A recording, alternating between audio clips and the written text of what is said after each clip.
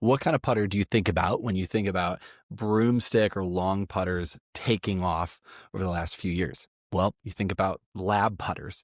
You think about Adam Scott, Lucas Glover, all these guys that have adopted l.a.b sweeper putters.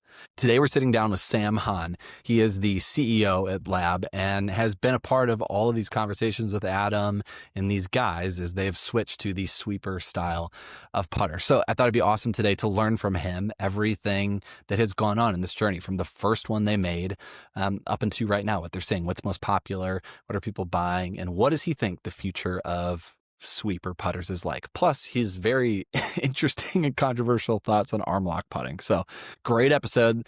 We are in a full series on alternative putting styles. So make sure to subscribe, whether you're on YouTube, Spotify, Apple Podcasts, whatever it is. I'd appreciate it if you followed along. We have so much interesting stuff to come. We have great coaches and equipment people and players that we're going to keep telling the story of why are more and more people switching to alternative putting styles. All right, let's get into this with Sam.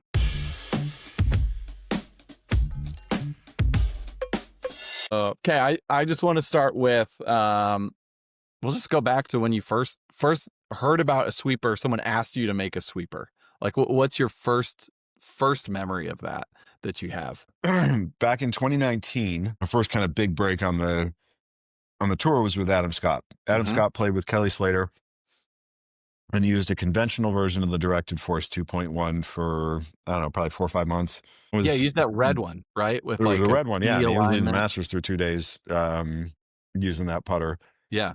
Ultimately went, got cold with it and asked us if we could make him a sweeper. And at the time we didn't have, I like this. So we were originally balancing them with just a port here, and we were putting sand and tungsten in there, and then over here, and we didn't have any of the weights on the bottom or anything. So adding weight to it was just not feasible. So what Bill did was like basically made a sheet of lead tape. Okay. I mean, it truly was about that thick, covering the bottom of the putter.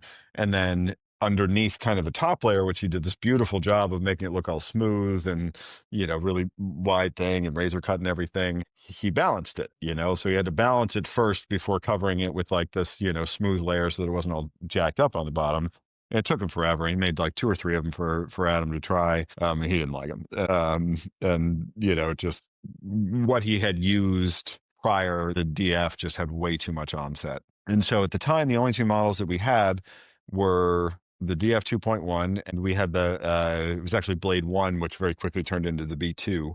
And the B2, we realized that because it was such a symmetrical design, kind of blowing it up and shrinking it down was like nothing. We realized we could mess with that one particularly because we could use brass too, so it was really heavy. So we started prototyping those, and so I had never used a long putter in my entire life. And the first B2, we called it the Bomber.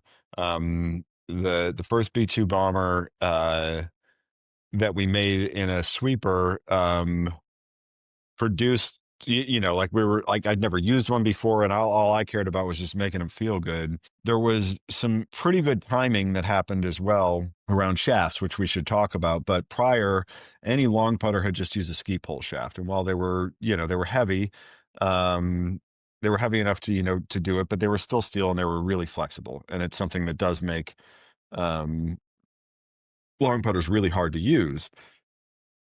L.A. Golf had just acquired Ozic or Matrix, and they were making shafts for Bryson at the time that were just psychotically rigid, and so we got a few of those to put in some of these, and it made a huge difference. So I had a B2 long with an Ozic 180 gram shaft in it that was like rebar. And what followed for me, well, first I'm like using it and testing them, and we're trying to make them feel good, and we're putting grooves in them, and we're changing the weight, and we're, trying to figure it out. And like through this like kind of 2, 3, 4 weeks of prototyping these, it like occurred to me, I'm like, I don't think I've missed a putt inside of 10 feet in like a month. And I didn't really think through a technique or what I was doing, my only concern personally was making sure that nobody ever accused me of anchoring. And so what I was doing was holding it like this so that it was so far away from my chest that nobody would ever, do it. And I was like this. So I'm putting so well, my friends are calling me the janitor, just like it was a thing. Like it was stupid. And my speed actually wasn't great with that one because it had such low MOI that anytime I missed it, I was coming up, 8 feet short, and it didn't matter. I made the 8 footer every single time. Like it was Wow. just absolutely uncanny. So fast forward about, 7, 8 months, I'm committed to this putter. I am so in. I'm making everything. I'm playing with a guy named Craig Winter. Craig's one of the higher ups at the USGA, and he's the fellow who's on NBC, like when they have a rules question at the U.S. Open. Okay. That's him. He's a great dude. He's from around here, and he used to work for the Oregon Golf Association. He was just in town visiting. We're playing some golf out on the 13th hole, and I'm kicking his butt, and I make a 15 footer or something like that, putting the way I do, and he comes up and he goes like that. He's like, "So you've been cheating this whole time?" I'm like, "What the hell are you talking about? I'm not even close." And apparently the fact that my forearm was touching my rib cage below the elbow meant that I was anchoring. And I was so pissed. Like, and Huh. so that 7 months of unbelievable putting was illegal. I was going against the rules and I had no idea. I just thought the putter couldn't touch you anywhere. And for me, that actually, for the most part, ended my sweeping career. I've dabbled here and there, and tried to get back into it, and haven't quite gotten there. But Huh. Wait, it's I had no idea. So I have heard with an arm lock putter, right? Like it can't go past the elbow, right? correct. But that also is with any kind of club. Like you can't have You can't the. anchor anything to your body below the elbow. So this is fine. Mm-hmm. This is not. Yep. Yep. Or if I'm holding it up here, I can't put my forearm against my rib cage like Huh. this. And so like what upsets, what I mean, they just whiffed on that rule so bad, which by the way, I said to Craig when he said that, I was like, man, they whiffed on that so hard. He was like, "You mean we?" I was like, easy. But like, I know a dude who, I don't know if you can see me here, my friend Raj, like has the weirdest body, and like 100%, he putts conventionally, but 100%, like his forearms are touching his body, and he just, makes a body turn. So is Yeah. that illegal? Like technically, I guess it is. But anyway, yes, you cannot. And that's where Bernhard takes a lot of crap. Mm. Is like, he's not anchoring. Like, for anybody that thinks that he is, like, I've been up close and personal with the guy. I've watched him play competitive rounds. I've watched him on the practice green. He wears a baggy shirt. Yes, like I know it rattles around in there. Like, I assure you, the guy is not touching his body. However, what you will see a lot of times when he goes through, you'll see, if you look at my Yeah. forearm here, you'll see it, like it's not there when he starts, but on the way through, sometimes Mm. it'll make contact, which I don't know if that's against the rules or not, but yeah, it's a bit of a mess. Okay, so your first experience with the sweeper idea was like personally, you're like, oh, this is cool. Like this is interesting. Then it faded And away and once you only as a picked. means by which to prototype for Adam.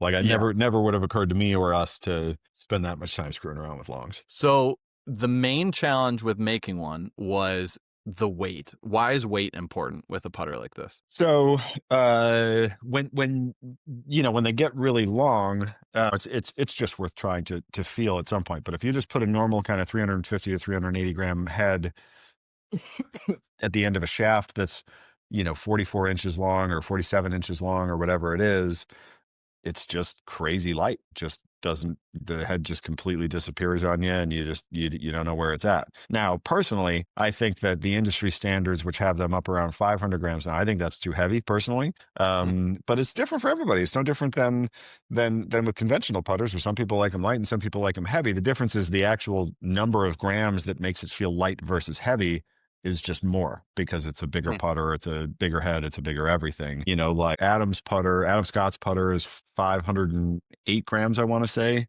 or 512 or something like that. And then Charles Schwartzel's using one that I want to say is at 450. So, you know, a Hmm. 60-gram difference, which in a conventional putter, 60 grams different in either direction from stock is unusable. But with a sweeper, not quite as much. Yeah, so they gotta take on more weight than a conventional putter for sure. Minimum 425, otherwise you just can't feel where they are. What's like the normal it Adams like, I'm assuming you're talking about the Mez Max. What's a normal Mez Max like conventional putter weight that Depends on length, but they're going to be right around 370. okay, got it. So there's a little comparison 370 to 512, something like Right. that would be the difference. Yep. Okay. The other challenge that you mentioned of it was the shaft of like Right. the old school way of having a steel shaft very heavy and like now you have all these graphite options available. Was that like do you feel like why this can now be more of a good option is because A of hundred that percent. technology kind of I think progressing as it's well? so what I've noticed as I watch people who try them over the years is like less so lately now that it's been a bit more normalized. But like when I was using one, you know, people would come up and they'd literally like give it one wiggle and be like, no, no, no, that's not for me. And I think that the shaft had a lot to do with that. Like when we were prototyping first with ski poles before the LAs came along, um, you can feel it. You can just feel so much play in the shaft and feel this head wobbling around and it's heavy and it's cumbersome and it was just weird to use. I think that the carbon fiber, you know, innovations in shafts around long putters and stuff like that is a huge part of the reason that a normal player can tolerate them. When you're dealing with the flexible ones, now all of a sudden timing is really important when you've got a flexible shaft and your stroke timing, your transition timing, all that stuff. Um, and I think that made them that much harder to use for the average golfer now with these just, you know, ramrod stiff carbon fiber shafts. You can, you know, feel where the head is a bit more and have a little bit more control of it. I think that's part of what's helped it mainstream itself. How just to try to understand these new kind of shafts that you're using, are they like stiffer than an X stiff driver shaft, like infinitely more stiffer, or like was that ever an Yes. idea? Like we're just gonna throw an X stiff into this and see if it works. So take long putters out of the equation for a second. Like what we know for sure is that from a performance standpoint, I wouldn't say this is 100%, but damn close. Call it 95% of people are going to perform better, particularly from long range with a stiffer putter shaft. Shafts do flex and they do recover, and kind of timing that up when there's a lot of play, particularly in the tip, can be challenging for people and creates a lot of mishits and goofiness like that. And this isn't like new knowledge. However, if you just took an X100 and, you know, tipped it 2 inches and put it in your Newport, like it just feels like crap. Like they're just so rigid and like the auditory and the tactile response it's just not good. It just doesn't feel good enough. And so historically putter shafts have kind of tried to find some balance between you know, soft enough that they feel good and are responsive and stiff enough that, you know, that they're not noodles. Now, most companies used to go the other direction and make them like noodles because if you're not putting from anything longer than 20 feet, a soft shaft feels awesome. Just in the same way that when you pick up, you know, your sister's club or, you know, a ladies flex or junior flex something, like you take that one swing at the driving range, like, oh, that felt really good, you know, but it's not actually sustainable because it, you know, the dispersion is all over the place. It's no different with putter shafts. So the ski pole was there in some of the long putter guys like what's his name? Scott McCarron has this like very specific ski pole that he used that was very stiff, not stiffer than the carbon stuff, but still very stiff. And he was adamant that we used those whenever we build them. He's got like a stash of like 50 of them left because nobody makes a ski pole anymore. But so yeah, the ski poles were kind of the only option for heads that were that heavy. And it was a specially made shaft because they were long. Because most of the long putters when they first started coming out were well over 45 inches. They were, some up in the 50 range. They were 50 inches long. So there was no such thing as a 50-inch long driver shaft or iron shaft or whatever. So these were made just for these putters. And yeah, they were made out of steel and, save on cost or whatever. And inconsistencies, the walls weren't thick enough because if they got any thicker, the shaft would be too heavy. And there was just, they were just, there was just only so many places they could go until carbon fiber came along. Got it. So what was the first, first sweeper putter that you had success with? What was the first aha moment of like, oh, we might be onto something? So we knew even when Bill was putting, a blanket of lead tape on the bottom of a 2.1, that the technology lent itself brilliantly to the method. I mean, it's perfect. It's a perfect match made in heaven. Shallow plane, upright lie angle, very little face rotation. I mean, it was just perfect. We also at the same time recognized that they were that the DF 2.1 was just a little bit too onset for most people, particularly for people that were already using sweepers, which we felt at the time was our market. We had no intention of like making, making a push to get people who weren't interested in a long putter interested in a long putter. That wasn't part of the plan at all. Um, so the bomber looked better. It had very little onset. And before we came on here, you and I were talking about the ping banana. I forget what it's called, but it was kind of in that same vein, just a very, very simple putter. Weight was up. Caught it out of the middle. It felt good, but the MOI was just so poor, and the off center strikes were so harsh and brutal that it never really took. It wasn't, and then, Adam stopped using the 2.1. He went back to a Cameron long. And so just kind of in the back of our heads, we always wanted to figure out something for Adam. So we started work on the Mez in late 2019, I want to say, maybe early 2020. And it was a little putter, like the Mez 1, not the Mez Max. The Mez 1 it's a tiny little thing. Kevin Martin, who's one of our engineers, and at the time was the engineer. I mean, he was, he was our entire R&D department in one. He and I were talking, and we just said, wouldn't it be nice if we could figure out how to make one of these for Adam? So Kevin, did some CAD work, blew the thing up, and, had to move some stuff around to make room for more weight so we could, loaded up with mostly 18-gram tungsten weights, and lo and behold, he was able to prototype the Mez XL, we were calling it at the time, and then it eventually morphed into the Mez Max. Quick sidebar: it was only intended to be for arm locks and sweepers, and then Liam Bedford, who's works with our does all the tour builds and all that stuff. He was just screwing around one day and made one with a conventional length and weight and all this stuff. And that's what gave birth to the Mez Max as a conventional offering, but neither here nor there. Anyway, so we make this Mez XL, and it's just raw aluminum and pretty rugged looking. And then we sent it to Adam and never heard from him. And bummer. And then it would have been like probably 2 or 3 months later, out of the blue, he calls and he's like, I been meaning to catch up with you. I want you to know that this Mez long that you guys have made is the best performing putter I've ever used, period. And this was like late fall or like November, I think, when he goes to the Middle East to play a bit.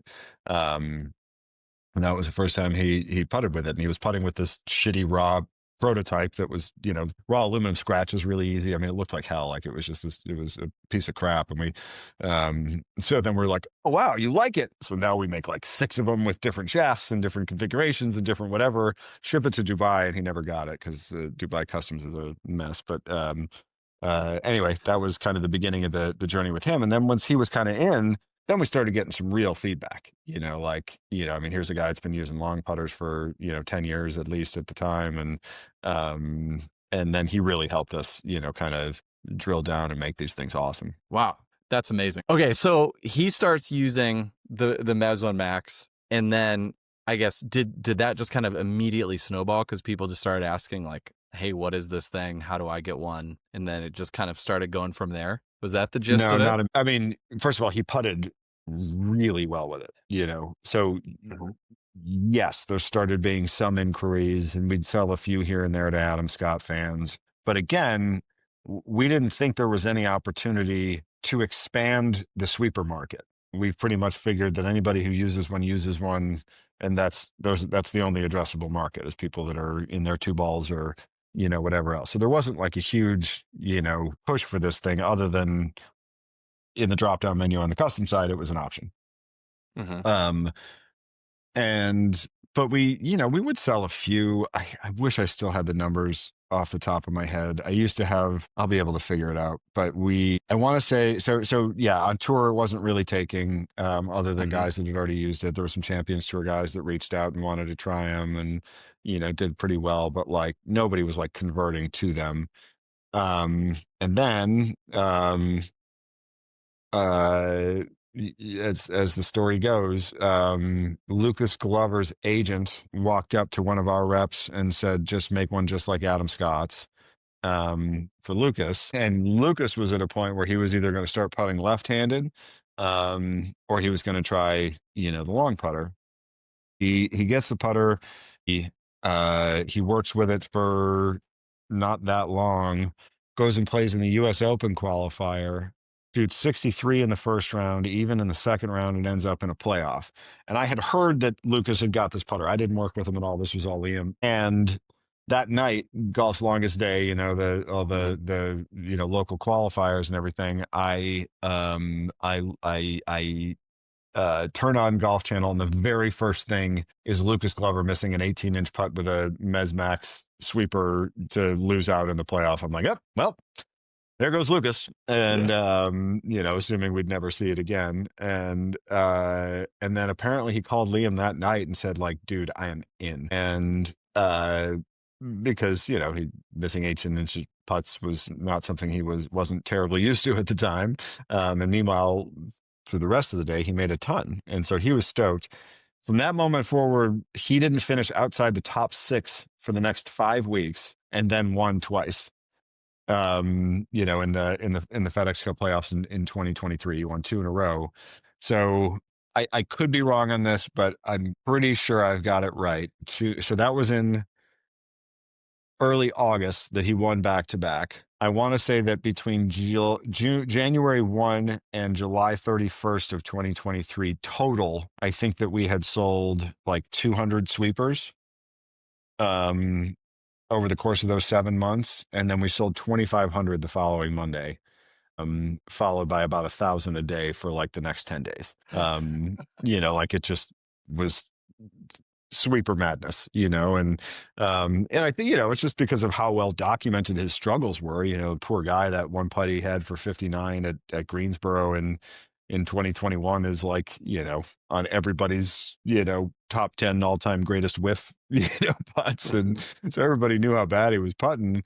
And then to see, a guy come from relative obscurity at the time to winning to winning back-to-back tournaments. I mean, everybody's like, I think I better give that a try. And I think that part of it too was like, the shaft and the cooler looking head and l.a.b being kind of a cool thing. Like all of a sudden, it wasn't just like super yippy 65-plus-year-old golf dorks that were using sweepers. Like he kind of made it look cool. And then combine that with Adam, right? So now there's Lucas and Adam who are both in this incredibly athletic posture, and their strokes look like good versus, kind of the dumpy old guys that are standing straight up and, it doesn't look particularly graceful or anything. I think those two guys, Lucas and Adam, like all of a sudden kind of made it, a little bit more mainstream. Yeah, I find it fascinating that it was like it took both of them and kind of like to get the whole thing going, but then it was those wins, and maybe it was because like we all just felt like this, like, oh man, like I'm kind of a crappy putter,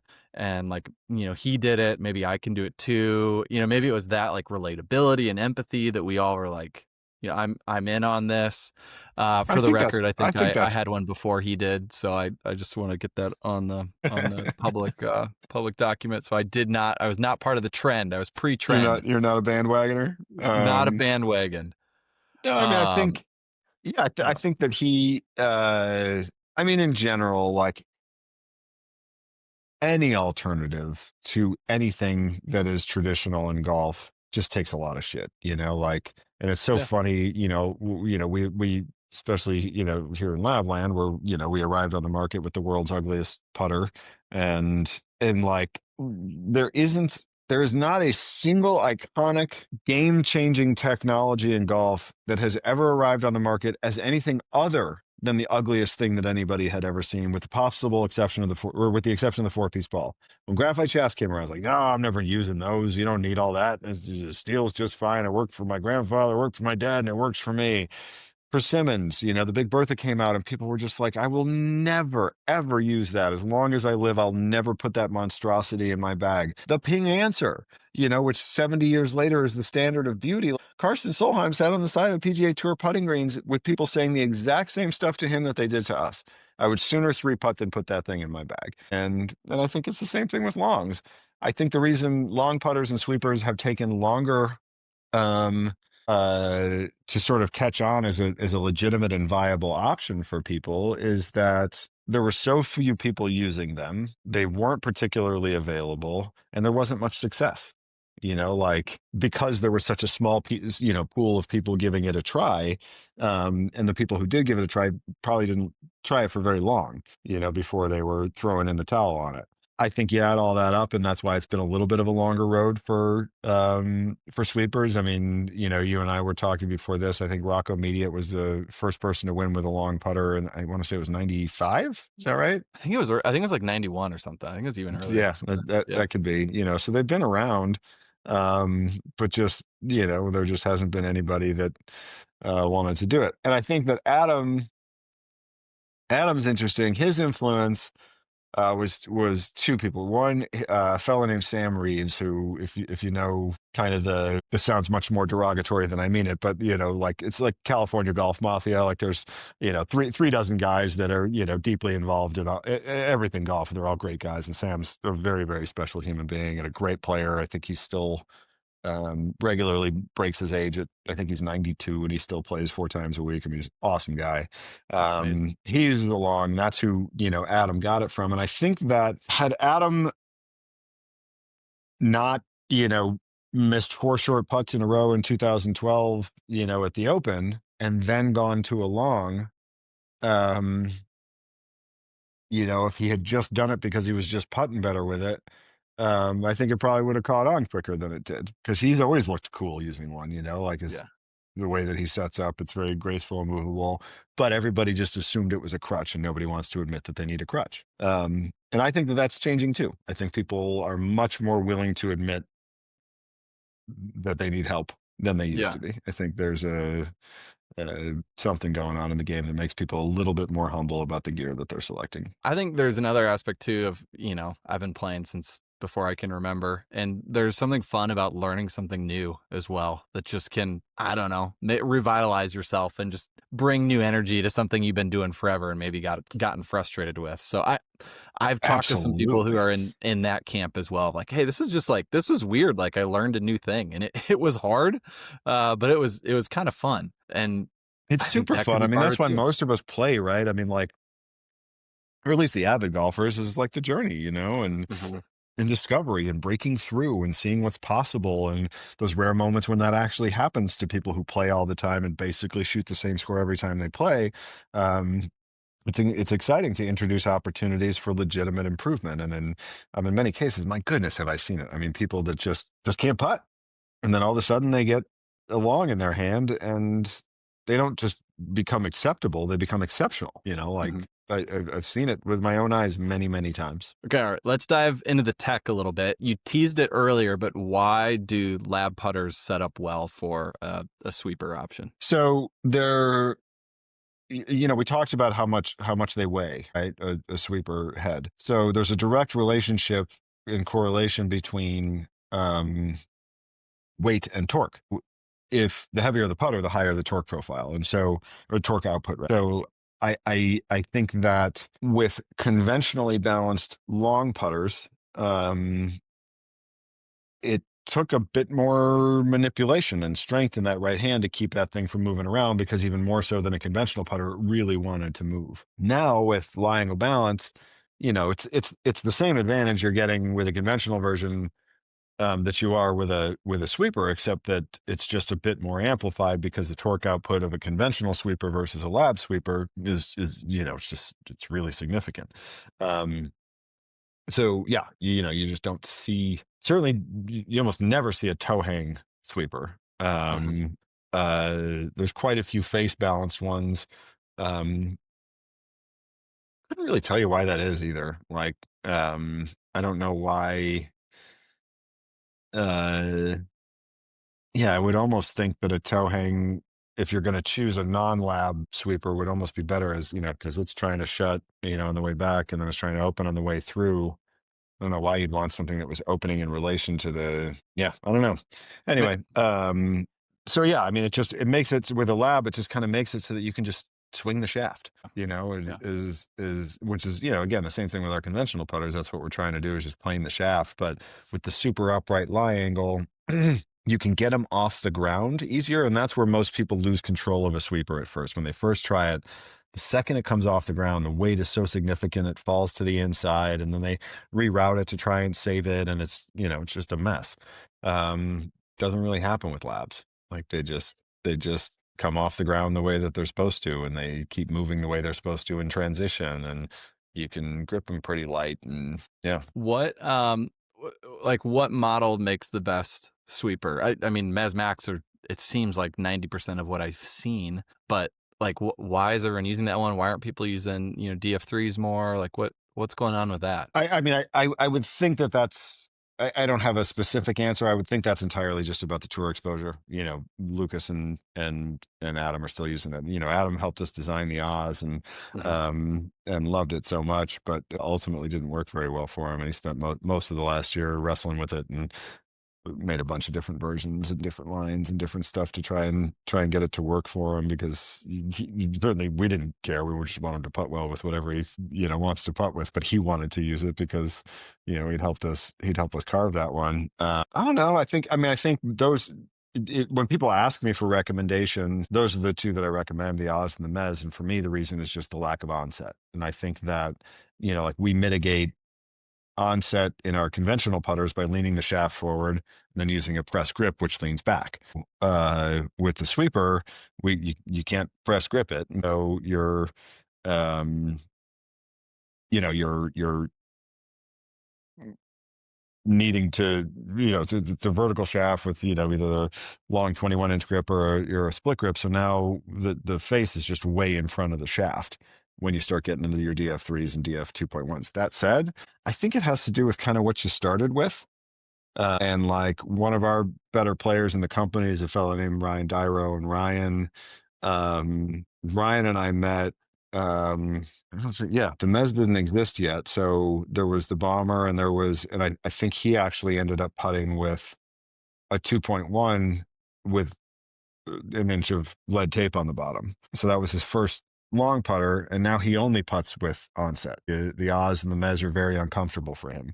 Makes a funny strike. It doesn't sit right with him. And so, and we got plenty of customers that only use the 2.1 or the 3. So as far as which is the best one, I don't think that the answer to that question is any different than any one of our putters. So you got to come in and see which one you line up better, see which one bottoms out better for you, which one you aim well, which one, ultimately produces the best results. But like, if you already use a sweeper, if you're coming from, I've never seen anybody that used another company's sweeper and come to us and end up in a DF3 or 2.1, just because I think the bottom of the arc is just too different. But the Oz and the Mez are, relatively speaking, minimally onset. Got it. Would you say the majority of sweepers you sell today are Mez Max? Is that the gist of it, I'd be probably? curious to I mean, certainly lifetime, I would have to assume it's like 85%. Yeah. Yeah. Maybe not, maybe 75, something like that. Um, I know we sold a lot of Oz sweepers when they came out. Um, the Mez is a fairly polarizing shape. It's really sharp, and it sits on the ground in a way that for some is just not comfortable. But people liked the concept of sweeping. Tried some of the onset stuff, didn't work, and so I know that when the Oz came out, we did really well with it. I haven't checked specifically on the split recently. I I think I the Mez personally just think the Oz is the best sweeper we make, really. for Okay. sure. The Yeah. Mez just makes sense as a sweeper in my brain for some reason. It's like the way that it sets up, the way that it aligns, it's like this thing is square, and I'm gonna Right. make this thing go square and square, and like I'm just trying to rotate my trunk, and just like I don't Have know. you There's tried an something Oz? about that. What's that? You tried an Oz? Um, Not the sweeper. No, not the out sweeper. I'm not I gonna need tell to you try try it. it, bro. I need to put that to the test. But there's something about the Mez Max which is like I don't know. It just makes sense as a sweeper. Anyways, You're certainly not alone in that feeling. yeah. Okay, so everything kind of took off 2023. You started selling crazy amounts of these, not to just people that had the yips, just like to normal people Right. as well, Yeah. right? Like Which was that's super an exciting industry because change. because it's a great method, and I'm excited as we continue to see people who are competent putters, meaning great green readers and have good judgment of speed, just trying it just cause, not to solve a problem, but just to try it. And that's where I think it's gotten really exciting in these last 2 or 3 years. Liam Bedford, who I mentioned before, is one of the best putters in the company. He was sweeper for the last 9 months. He actually just recently changed because we started prototyping some other stuff again, but just for fun. He just wanted to do it. He just wanted to try it, wanted to go down the rabbit hole. I think we got a lot of people out there kind of on that same trip. You've probably seen tons of people try one of these out. As they grab it for the first time. What are the mistakes that you see most people make when they try one out? Because I know, like, if I had just tried one out on a putting green, I would have said, no, this is stupid. Like, I can't do this. Right.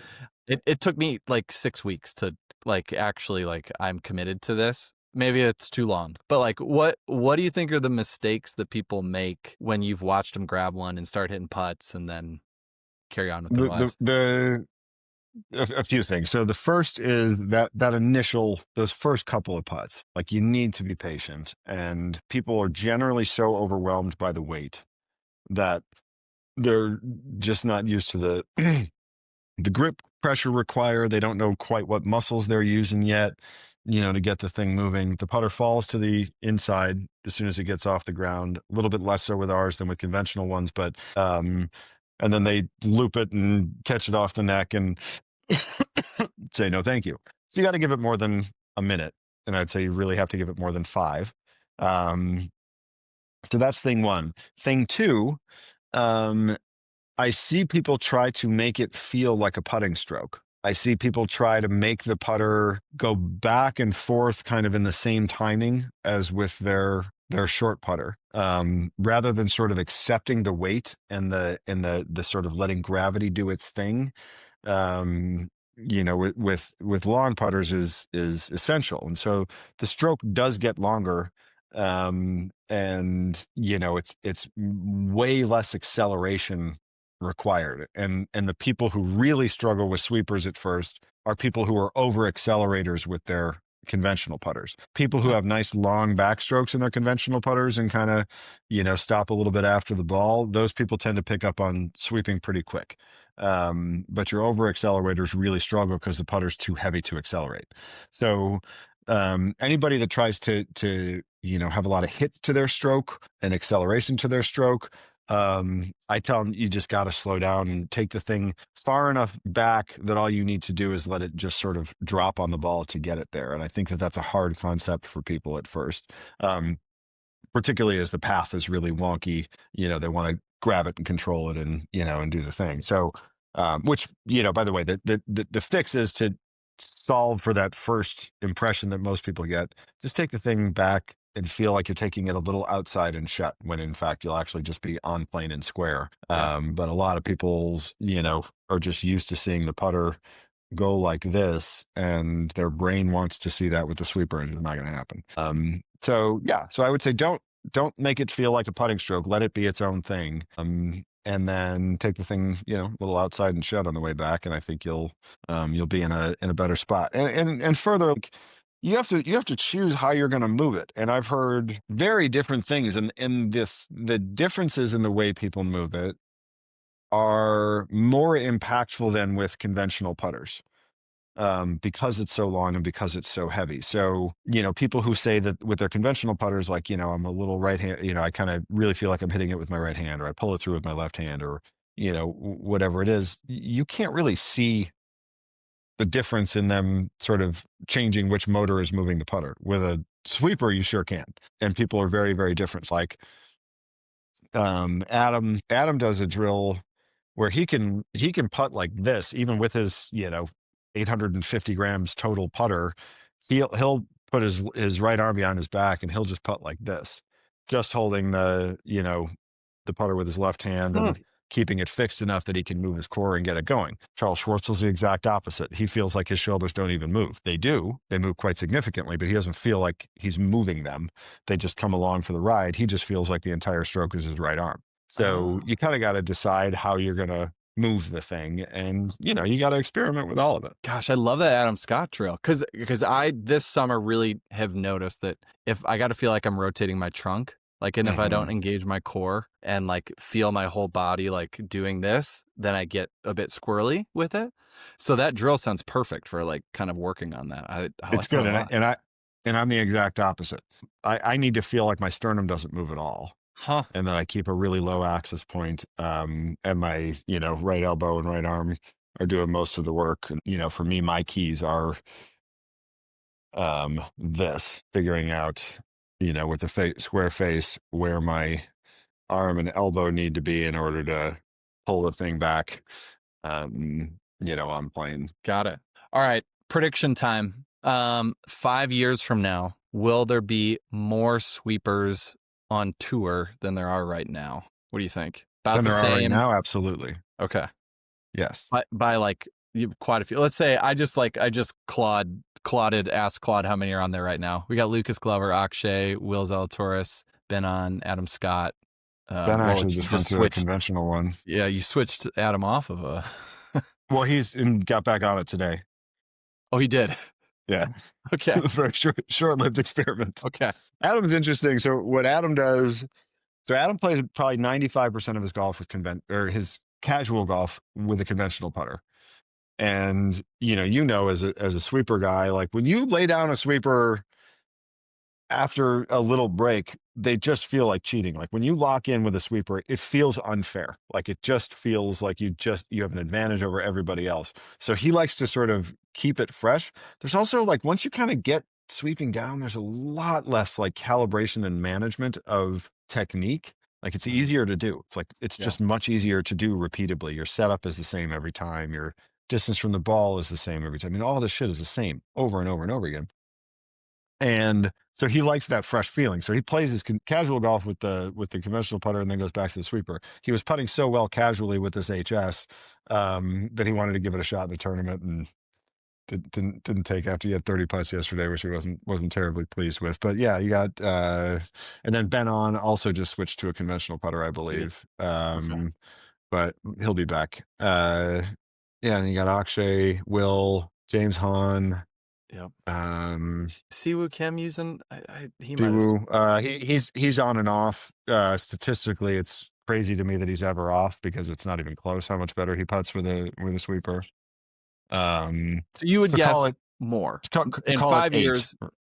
More like at least double will probably be using sweeper. Would that be your prediction?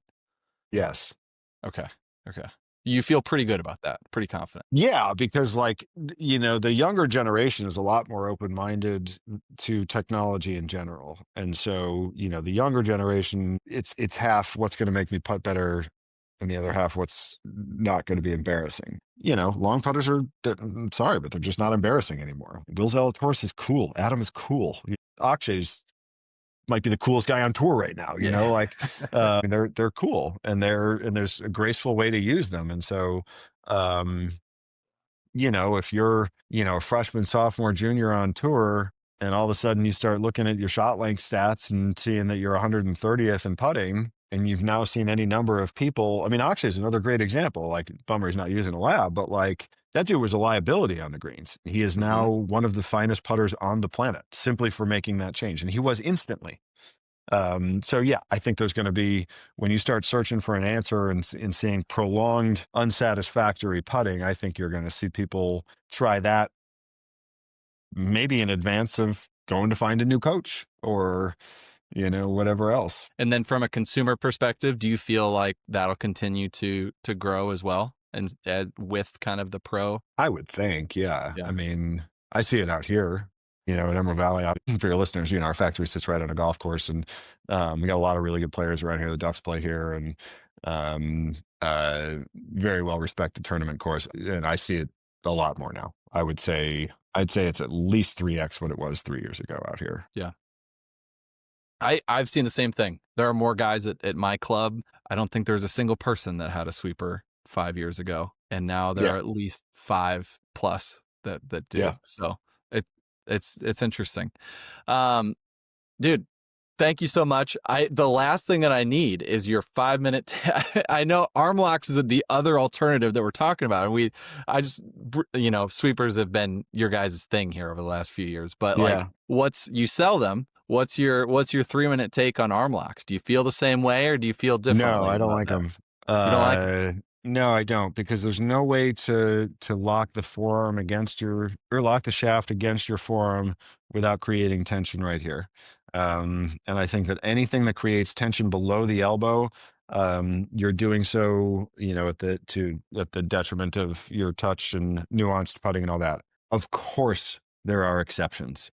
Of course there, and particularly for people that control their speed the way Bryson does. So Bryson's not using touch, but Bryson's using an equation, Mhm. so he knows exactly how far he needs to pull the putter back to get it to go X distance. And so there's not a lot of he's not feeling that out. He's measuring it out. I think for people whose brains have worked that way, maybe it's a little bit different.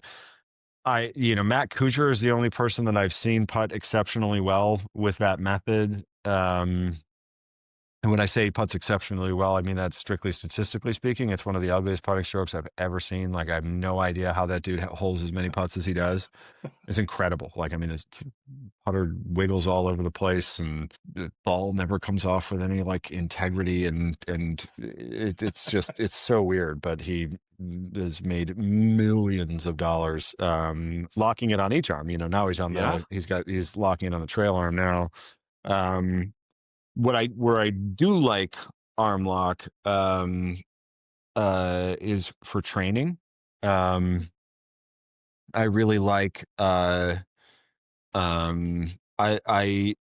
one thing, I was actually just talking to my buddy Carter last night. You remember Carter, who Hmm. filmed us? So Carter's a great player and a really good putter, and one of the things that he struggles with, he either puts exceptionally well or his head starts moving back um, through impact. And what happens is he takes the putter back, and if you take it back with your body and then your left side stops, something's got to get the putter through. So you either lean back to get it through, or the face just opens up and you hit a lot of pushes, which is what he does. What I like about arm lock is that it'll teach you as a drill to keep that left side moving, whether it's the shoulder or the elbow, that gets the handle through, so that you don't ultimately either fall back on it or fan it open. So I love it as training. I use them, to help players with a feel very often. But yeah, and I'm not gonna lie too, it's just I haven't spent a ton of time messing around with the method,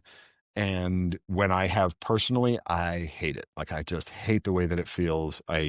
It feels clunky and weird, and I've just never found any kind of worthwhile rhythm. And for me, I know that that's about the tension. I putt with incredibly soft hands, incredibly soft wrists, soft forearms. My wrists move a little bit when I putt, and I need them to, otherwise I just start to get real wooden. This is why we're doing the series. We need all the perspectives here. So there we go. There we got Oh, the I'm sure that, the and I'm anti-arm sure lock. there's a great argument for it. Obviously, otherwise, nobody would do it. But then look at the tour, man. There was a lot of guys arm locking 4 years ago, and who's left? Bryson and Matt. It's Or true. anybody else? I can't think of anybody. No, not right now. No. Yeah, All I don't think right. there's anybody. So I the think prediction is I know sweepers. that That's the future. I know that what's his name? Keegan does the wrist lock, The wrist lock. where it's kind of an Have arm you guys lock. done that? Have you done one of those? We've made a few. It gets tough. They're hard to balance because the grip having so much more weight on one side because of the knob that sticks out makes it a tricky equation. But we've built them for tour players and here and there. Got it. Got it. Well, cool, man. Thanks for your time. This was super fun. So people should Always a go. pleasure. They should go build a custom l.a.b Mez, Max, or Oz. That's your professional opinion. Correct. And check in. We have a remote fitting for them too, Yeah. which is important. It's not super technical. Very rarely does anybody use a sweeper at less than the maximum allowable um, lie angle, which is 80 degrees. We do 79.5 just to leave a half a degree of room for a angry rules official. The yeah, biggest thing is kind of ballparking length. And we just Yeah. screw around with your driver for a second or your 3-wood and just kind of figure out how you want to move it, how you want to stand, how much you want to bend over that stuff. And then yeah, order away. It seemed obvious once you guys said that in the remote fitting, like just use your driver, but like never it occurred. So We're yeah, creative obviously people. just grab your driver and figure it out and you'll figure out the length from there. So sweet, man. Appreciate it. Great time, Cordy. Thanks.